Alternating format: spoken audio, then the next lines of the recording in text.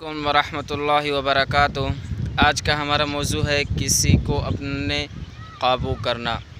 یہ دعا جائز ہے لیکن بطریقہ جائز استعمال کیا جائے۔ اگر ناجائز کریں گے اس کا پکڑ آپ پر ہے اور اس کا وبال بھی آپ پر ہے، اور ایسے حضرات کو ہرگز اجازت نہیں ہے ہماری طرف سے۔ جائز مثلاً آپ کی کوئی اولاد ہے، آپ کی کوئی بیوی ہے، یا آپ کا کوئی ایسا دوست آپ کا ان کے پاس کوئی سامان یا کوئی پیسے وغیرہ پھنسے ہوئے ہیں، اگر آپ اس کو پڑھیں گے تو انشاءاللہ اللہ رب العزت آپ کو قابو میں کرنے کی توفیق دیں گے۔ آپ کا وہ دوست آپ کے قابو میں ہوگا اور آپ اس سے اپنی جائز جو خواہش ہے، جو آپ کا چیز ہے یا سامان، آپ اس سے لے سکیں گے۔